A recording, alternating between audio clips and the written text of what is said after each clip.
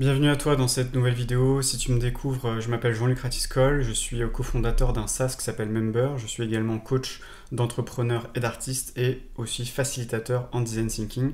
Si tu me connais déjà, bienvenue à toi. Je t'invite à mettre un petit pouce pour me soutenir aussi dans ce que je fais dans mon travail pour faire remonter les vidéos et la chaîne, ça m'aiderait énormément. Donc voilà, petit truc. Et si tu n'as pas encore vu la vidéo qui est en description où j'explique le processus mindset que je fais à mes clients de A à Z pour définir ta vision, clarifier ta vision et ensuite reprogrammer ton subconscient, je t'invite directement à aller en barre de description, à télécharger la vidéo et surtout de l'appliquer parce que c'est bien beau de savoir des choses et de regarder des vidéos, mais le mieux c'est de l'appliquer et je t'invite à le faire et ensuite tu me diras sur les réseaux sociaux, tout est en commentaire, en description, tu pourras me dire si ça a changé quelque chose ou pas pour toi. Normalement c'est censé, si tu fais bien les choses, normalement c'est censé changer des choses pour toi. Dans cette vidéo, j'ai envie de te parler le fait de se reposer, le fait de prendre des pauses, le fait de prendre des week-ends quand aujourd'hui t'as un business, t'as une carrière artistique, etc. L'intérêt de prendre des pauses, ça c'est quelque chose qu'on peut négliger, notamment quand on est entrepreneur ou voilà, on a ce genre de profil où on est très ambitieux et donc on se dit vas-y, il faut bosser, faut bosser, faut bosser.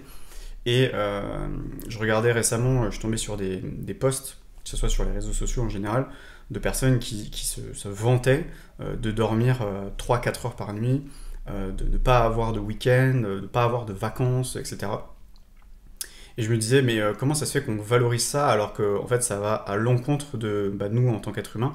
On a besoin de repos, on a besoin aussi des fois de lâcher certaines choses, de se reposer l'esprit. Et en fait, souvent on a du mal à concilier corps et esprit parce qu'on a l'impression que le corps il est limité et que l'esprit il est illimité. Alors que si tu faisais du sport du matin au soir, ton corps il te dirait merde. Sauf que là, c'est ton esprit qui va te dire merde. Et en général, corps et esprit vont être connectés. Et donc, qu'est-ce qui va se passer? Tu vas tomber soit en dépression, soit tu vas avoir ce qu'on appelle un burn-out, et donc tu vas tomber sur ce qu'on appelle un burn-out entrepreneurial. Moi, ça m'est déjà arrivé 2 fois, et donc moi, l'idée aussi, sur cette chaîne, je te parle de santé mentale, voilà, je te parle de mindset, je te parle de vision, je te parle de travailler sur une vision long terme, et je te parle aussi de bien-être, de se sentir bien dans ce qu'on fait en tant qu'entrepreneur, de kiffer sa vie, de kiffer son quotidien, et pas se retrouver enfermé dans un truc où tu es en mode il faut que je fasse ci, il faut que je fasse ça, etc. Et en fait, tu vas te tuer la santé. Je connais des gens qui ont eu des cancers, des personnes qui sont finies à l'hôpital à cause de ça, et parce qu'en fait, ils se sont pas rendus compte qu'ils étaient dans ce schéma-là. Et donc, moi, en tout cas, dans cette vidéo, ce que j'ai envie de te partager, c'est ça, c'est si aujourd'hui tu es entrepreneur, artiste, peu importe, que tu aies des grandes ambitions et que en fait tu as du mal à prendre du temps pour toi, vraiment à te reposer, à ne rien faire, à ne rien penser, etc. et que dans ces moments-là tu culpabilises, eh bien je t'invite vraiment à prendre ce moment pour toi parce que ton cerveau, ton esprit, il a besoin de repos. Il peut pas H24 être au taquet, être continuellement dans le flow, d'enchaîner les deep work, etc. On n'est pas conçu comme ça. Et donc, si aujourd'hui tu fonctionnes comme ça, peut-être que tu vas me dire, moi écoute, moi ça fait plusieurs semaines que je fais ça fait plusieurs mois que je fais ça marche très très bien. Mais écoute, on en reparlera dans quelques années quand tu finiras à l'hôpital et que tu me diras, en fait, t'avais raison, je me rends compte que je suis allé bien au-delà de mes limites et je me suis pas du tout écouté. Et je sais de quoi je parle parce que moi-même je suis passé par là où je me levais le matin à 4h30, 5h et puis je faisais 1 heure de sport, intense bien sûr, hein, pas tranquille, hein, intense. Et puis après deep work le matin et le soir. Et puis le soir aussi, enfin je me prenais aucun week-end, aucune vacances, etc. Et j'étais comme une machine et pourtant... je me disais, si je veux exploser mes résultats, c'est ce que je dois faire. Et donc, je me suis retrouvé à bosser comme un taré. Alors oui, il y a des résultats, mais c'est pas non plus à la hauteur des efforts que je faisais. Je sais pas si tu vois ce que je veux dire. Tu donnes beaucoup, mais en face, c'est pas non plus proportionnel, quoi. Et c'est là où, en fait, je me rends compte qu'on est dans une sorte de mythe. Une sorte de mythe. Alors, il y a 2 mythes. Déjà, il y a le self-made man. Ça, c'est le mythe de l'entrepreneur américain qui part de rien avec 1 centime en poche et puis qui devient multimillionnaire, milliardaire, etc. Donc ça, c'est le mythe du self-made man. C'est tout ce qu'on nous raconte, les cultes, les mythes, etc. Et puis d'un autre côté, il y a le mythe de la méritocratie, où on va te dire, en fait, tu réussis ta vie grâce au mérite que tu as, c'est-à-dire si tu travailles dur, alors tu vas obtenir quelque chose. Si tu ne travailles pas dur, et ben, du coup tu ne vas rien obtenir. Et en fait, quand on regarde les statistiques de méritocratie, on se rend compte que c'est clairement un mythe, parce que en fait, il y a beaucoup de reproduction sociale, et ça, Bourdieu, il en parle très très bien de reproduction sociale. Si tu connais pas Bourdieu, c'est un sociologue français, je t'invite à découvrir un peu son travail. En fait, il explique que en fait, les classes sociales se reproduisent entre elles, et souvent elles sont séparées. Par exemple, j'avais vu un reportage, je crois que c'était sur Paris, où il y avait tout un quartier résidentiel fermé uniquement pour des personnes très aisées, et donc ils allaient dans des écoles, c'est comme ça faisait la ville dans la ville un petit peu, tu vois. Et donc en fait, ça c'est une représentation de ce qu'on appelle la reproduction sociale. Et donc moi, quand je vois certains entrepreneurs successful, etc., quand tu regardes un petit peu d'où ils viennent, tu te rends compte que il y a ce qu'on appelle aussi, donc ça c'est le troisième mythe, c'est ce qu'on appelle le mythe du survivant. Le mythe du survivant, c'est quoi? C'est que il y a une masse, imaginons il y a 100 000 personnes, et qu'il y a une poignée de personnes qui arrivent, et donc en fait on fait ça, et on dit regardez, vous pouvez y arriver, alors qu'en fait le pourcentage est très très faible, et c'est ce qu'on appelle le mythe du survivant. Et donc en gros on a l'impression que tout le monde peut y arriver, alors qu'en fait quand tu regardes les statistiques, c'est pas forcément le cas. Et donc voilà, il y a trois grands mythes. Pour moi, il y a vraiment ce mythe du self-made man, le mythe vraiment de la méritocratique, et comme quoi, voilà, c'est au mérite. Donc ça fonctionne bien pour la société actuelle dans laquelle on est. On veut te faire croire que plus tu travailles dur, plus tu vas gagner. Donc c'est un petit peu la carotte. Et puis ça fait fonctionner tout le système économique.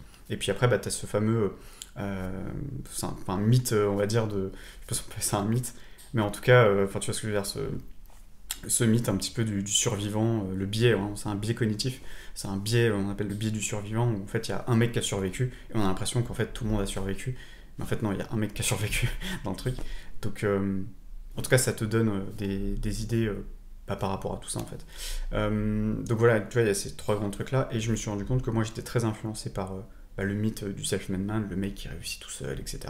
Donc ça c'est le mythe un petit peu qu'on nous a enseigné aux États-Unis, voilà, l'étudiant fauché qui code un truc dans sa chambre et qui devient multimillionnaire, milliardaire, etc. Un peu, voilà, les mythes un peu à la Zuckerberg, Bill Gates, etc. Mais quand tu regardes, les mecs étaient quand même à Harvard, quoi. Ils se sont pas retrouvés dans une ZEP en plein milieu de Seine-Saint-Denis, etc. Tu vois ce que je veux dire? Ils se sont retrouvés quand même à Harvard ou à Stanford. Enfin, je veux dire, il y a pire, tu vois. Il y a pire comme statut social. Donc, je pense que tu vois, il y a vraiment ça à remettre aussi en place. Il y a l'éducation, il y a le système familial, il y a aussi bien sûr la personnalité, le mindset, donc ça joue énormément. Je dis, il y a des choses extérieures et il y a des choses intérieures, il y a des choses qui se sont construites avec l'extérieur. Et moi, ce que je viens travailler avec le client, c'est construire cette intériorité, parce que des fois, l'extérieur ne vient pas te soutenir, ne vient pas te confirmer. On va retravailler l'état d'esprit pour aller au-delà des circonstances extérieures, pour aller atteindre un niveau de succès, pour sortir un petit peu de tout ce schéma-là, etc. Donc ça, en tout cas, ça joue énormément sur, il peut y avoir tout ce qui est familial, on va dire, non, j'ai pas envie de gagner plus parce que mes parents, ils ont toujours été fauchés, et si je gagne beaucoup, il y aura trop de différences et ils vont me considérer bizarrement, etc. Donc il peut y avoir peur aussi de sortir de sa classe sociale. Des fois aussi, si on est dans une certaine classe sociale, on fréquente aussi dans son milieu social des personnes qui sont dans le même cercle social, et quand on sort du cercle social, du coup on s'écarte aussi de ça. Donc, et ça c'est très ancré dans nos gènes, hein, le fait de sortir d'une tribu fait que dans notre subconscient on a l'impression qu'on va mourir parce qu'on va se retrouver tout seul. Donc du coup il y a tous ces trucs là à déprogrammer, en tout cas pour les personnes qui veulent s'extirper de leur classe sociale. On a l'impression que c'est facile, il suffit juste de lancer un site de e-commerce, lancer des pubs et c'est bon, tu sors de ton statut social. C'est beaucoup beaucoup beaucoup plus complexe que ça, et on connaît pas en fait ce qui se passe en sous-jacent, que ça soit en termes de relationnel ou la personne, voilà, peut-être qu'elle a consommé beaucoup de contenu. C'est pour ça que, par exemple, il y en a sur Internet, ils vont regarder beaucoup de contenu de personnes qui les inspirent, et ils vont s'inspirer de leur état d'être, de leur énergie, tu vois, de leur état d'esprit. Et donc, du coup, ça va les inspirer pour sortir de cette classe sociale, chose qui était complètement difficile, beaucoup plus difficile avant Internet, parce que des milliardaires, tu pouvais pas forcément consommer leur contenu. Tu savais qu'il y avait des milliardaires sur Terre, mais de là à les rencontrer, d'écouter de voir comment ils réfléchissent, comment ils pensent, etc. Parce qu'on est quand même conçu comme ça, hein, on est quand même conçu par imitation, et donc du coup, ce truc-là, on ne pouvait pas l'activer. Aujourd'hui, c'est beaucoup plus simple, tu peux voir quelqu'un qui est multimillionnaire, et tu peux voir comment il pense, comment il réfléchit, comment il vit. Maintenant, tu as même des mecs qui se filment pour montrer aux gens, voilà comment je vis, voilà comment je pense, voilà comment j'agis dans ma vie, enfin voilà, et comme ça tu peux voir, déjà tu vois qu'il n'y a pas de grande différence par rapport à toi et la personne, mais par contre c'est par rapport à ce qu'il a osé faire, la vision long terme aussi, parce qu'il a œuvré pendant des années sans forcément peut-être avoir de résultats, pendant peut-être 3, 4, 5 ans, tu vois, et puis après au bout de la 6e année, il a commencé à avoir des résultats. Donc ça a été, tout ça c'est un système d'habitude, de persévérance, de reprogrammation du subconscient, parce que si tu arrives à tenir une habitude sur le long terme, c'est parce que ton subconscient il a été correctement programmé. Et puis après, il y a aussi la magie de la vie, quand tu as un subconscient qui est bien programmé, tu vas attirer des opportunités à toi qui vont t'aider à accélérer, on va dire, les choses, le mouvement. Donc voilà, en tout cas, sans forcément que je divague sur ces histoires-là, parce que voilà, si tu me connais un peu, tu sais que je pars un peu, mais c'est aussi pour étayer un petit peu mon propos. Si aujourd'hui tu es entrepreneur et que tu veux vraiment réussir dans ce que tu fais et que tu as du mal à t'accorder ces pauses-là, je t'invite vivement à aller en description et à télécharger la vidéo et à regarder la vidéo. Parce que moi, par exemple, avant, je culpabilisais totalement quand je faisais rien. Tu vois, le week-end, je me disais, je peux pas ne rien faire, il faut que je bosse, il faut que j'apprenne, il faut que je me forme, il faut que je lise. Et tu vois, c'était vraiment en mode, tu vois, je peux pas m'arrêter, quoi, tu vois. Et ce qui s'est passé, donc j'ai fait plusieurs burn-out, etc. Et quand j'ai bossé ma vision entrepreneuriale, et ben en fait, une fois que tu sais où tu vas, c'est comme je disais ça à une cliente il y a pas longtemps, je dis c'est comme c'est comme une autoroute. Bah si tu conduis tout le temps, imaginons, tu sais qu'au bout de 2 heures, tes yeux commencent à être un petit peu fatigués et tout, la vue elle commence à être un peu trouble. Tu sais que c'est le moment de t'arrêter. Tu vois, au bout de 2 heures sur l'autoroute, c'est une recommandation, t'es pas obligé, mais on recommande quand même fortement. Au bout de 2 heures, ta concentration est beaucoup plus faible, tu commences à fatiguer, etc. Et donc là, il vaut mieux se garer, se reposer, aller boire un coup, marcher, voilà, pour te dégourdir un peu les jambes, parce que passer 2 heures comme ça dans une voiture, le corps il bouge pas, quoi, donc voilà. Et donc après, une fois que tu fais une pause pendant 10-15 minutes, 20 minutes, tu vas marcher un petit peu, prendre l'air, etc., prendre le soleil, tu reviens, là t'es de nouveau frais et tu peux reconduire et là tu repars un petit peu plus rechargé. Je sais pas si tu vois un petit peu ce truc là. Et ben dans l'entrepreneuriat c'est pareil. L'entrepreneuriat c'est quand tu sens que tu commences à être un peu fatigué, etc. Va à la prochaine aire de repos, repose-toi, fais autre chose, libère ton esprit, vraiment pense totalement à autre chose. Et en plus de ça, ça va t'aider à complètement, si tu as des problématiques sur lesquelles tu n'arrives pas à trouver de réponse, par exemple sur une vision entrepreneuriale, imaginons, c'est pas clair, tu sais pas, et tu cherches, tu dis oui mais ma vision, je trouve pas, etc. Déjà tu fais les exercices que je te donne, si tu n'arrives pas à trouver, c'est pas grave, tu peux affirmer que tu as trouvé. Alors ça je te renvoie aux vidéos dans les capsules, et ton subconscient il va travailler. Toi tu vas complètement faire autre chose, tu peux aller au cinéma, aller te balader, prendre un week-end, partir à la mer, enfin vraiment tu oublies totalement le problème sur lequel tu bûches ou la solution que tu essayes de trouver par rapport à quelque chose et tu n'arrives pas à trouver la solution et du coup tu es dans ton espace, dans ton mental là. Bah moi en tout cas ce que je t'invite si aujourd'hui tu es dans ce cas-là c'est de couper. Moi c'est ce que j'ai fait hier, là ce que je vais faire aussi aujourd'hui et encore ce week-end. Hier j'ai juste tourné une vidéo, là je te tourne une vidéo, je pensais pas que j'allais te faire une vidéo pour le coup je t'avoue, je pensais que j'allais juste rien faire, mais vu que ça me fait vraiment plaisir de faire des vidéos, c'est comme si je lisais un bouquin ou c'est comme si j'ai appelé un pote quoi. J'ai pas l'impression toi que ça soit contraignant, tu vois, je le fais vraiment avec plaisir. Donc c'est pour ça que je te fais cette vidéo et que en fait moi ce que je te dis je le fais aussi sur moi, tu vois, je te dis pas fais-le et moi je le fais pas, tu vois, c'est non, moi je le fais aussi. Je connais beaucoup d'entrepreneurs qui prennent pas de week-end, qui prennent pas de vacances, alors qu'un week-end c'est quoi? C'est 2 jours. Moi des fois je me prends 4 jours d'affilée, alors après il faut pouvoir se le permettre de prendre 4 jours d'affilée.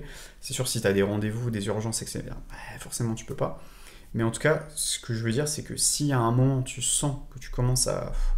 Tu vois, tu te lèves le matin, tu sens que tu vois, tu luttes un petit peu pour te mettre devant ton ordi, te concentrer, etc. Peut-être que là, il faut juste que tu te dises, ok, vas-y, tu sais quoi, je me repose. Je chill, je sais pas si tu regardes jamais Netflix, tu regardes une série. Si moi j'ai des bandes dessinées, je regarde des bandes dessinées ou je lis un bon bouquin, un bon roman, etc. J'oublie, tu vois, j'essaie d'arrêter de me focaliser sur le business, etc. Je pense à autre chose. Tu vois, je pense à des trucs hors business, tu vois. Hors business, si tu as envie d'appeler un pote, t'appelles un pote, tu parles de la pluie, du beau temps, de ce que tu veux. évite de parler business, tu vois. Si c'est un entrepreneur, voilà, forcément, tu vas parler business et donc tu vas rester un petit peu dans ce truc-là. L'idée, c'est vraiment de te sortir là. Alors, c'est pas évident parce qu'il y a une peur. Alors, moi, je l'ai ressenti. Peut-être que toi, ça va être pareil. Et c'est peut-être le cas. C'est peut-être ça aussi qui t'empêche de le faire. C'est qu'on a l'impression que si on arrête d'être focus business, c'est comme si notre business allait s'écrouler. C'est comme si on lâchait, si tu lâchais le business, comme s'il allait tomber par terre. Alors que pas du tout. En fait, ton business, il est pas dans le vide. Hein, il est sur une table. Tu peux le poser, lâcher les mains. Il va pas s'écrouler, en fait, ton business. Toi, tu peux le lâcher pendant une journée ou deux. C'est pas grave. Par contre, si tu as une vision long terme, bah, si demain tu as cette vision et que tu te dis bon bah j'arrête pendant 2 jours, tu sais très bien que si tu as cette vision à long terme, si tu arrêtes de bosser sur ton business pendant 2-3 jours, ça va pas s'écrouler, tu vois, genre la Terre ne va pas s'arrêter de tourner, ton business ne va pas s'arrêter de tourner, si tes clients ils doivent attendre 2 jours, bah, ils attendront 2 jours, tu vois, il y a pas mort d'homme, tu vois ce que je veux dire. C'est faire une pause de 2-3 jours dans un business, c'est rien du tout.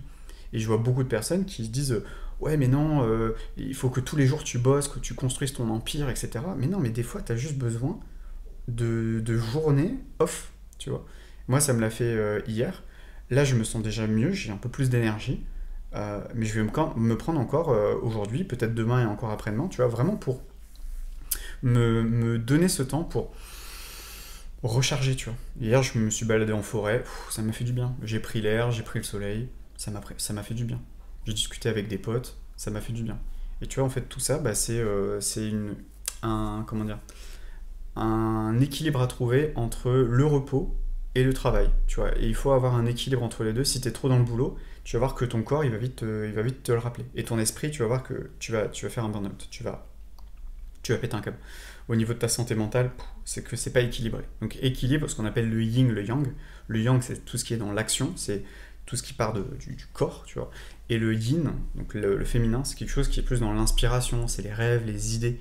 Et en fait, dans ces moments-là, quand tu vas travailler sur les deux, yang, t'es vraiment tac tac, on fait, t'es dans l'action, mais t'as besoin d'équilibrer avec les idées. Parce que faire, mais tu sais même plus pourquoi tu le fais.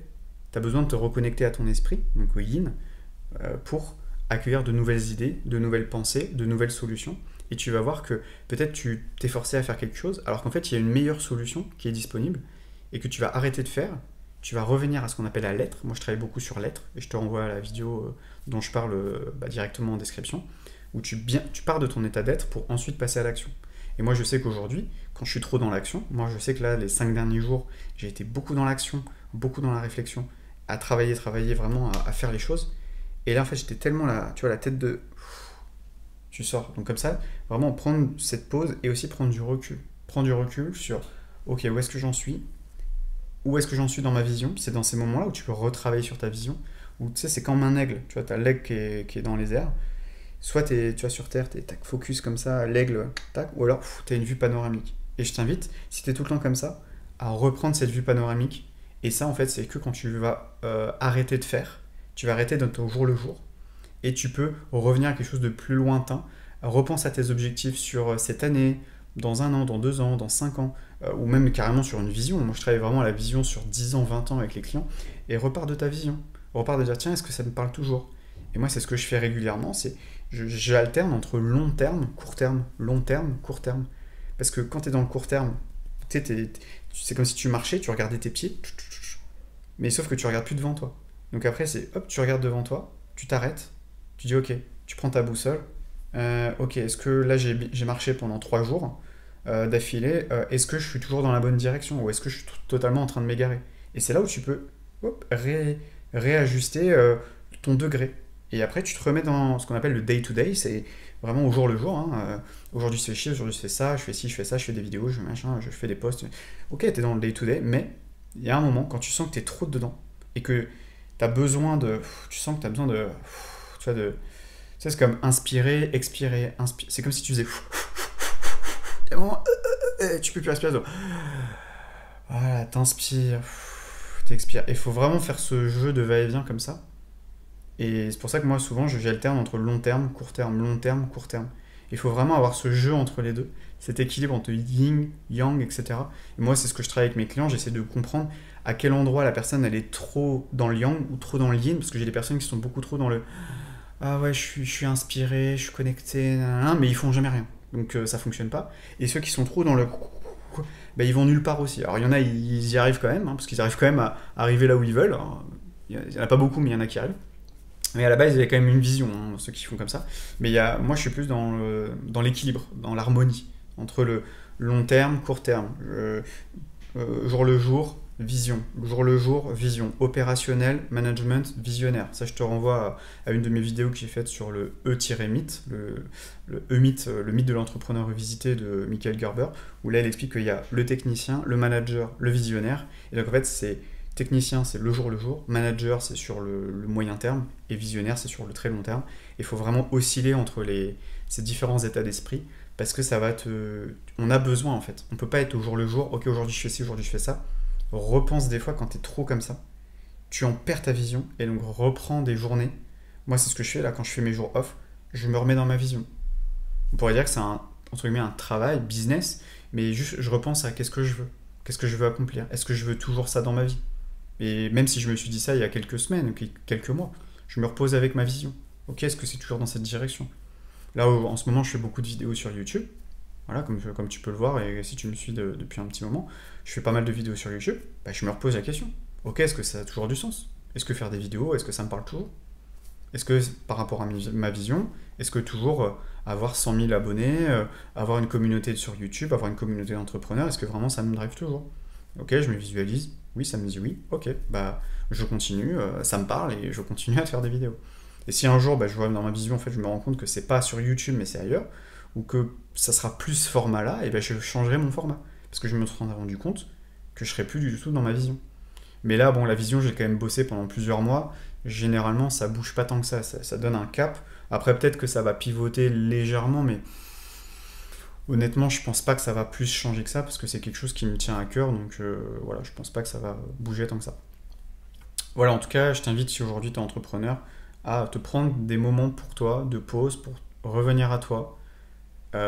Et pas juste, je reviens à moi, je lis des bouquins. Tu peux aussi utiliser ce temps-là, et que ça soit constructif aussi, parce que c'est aussi pour ça, à revenir sur qu'est-ce que je veux, où je veux aller, qu'est-ce qui m'inspire.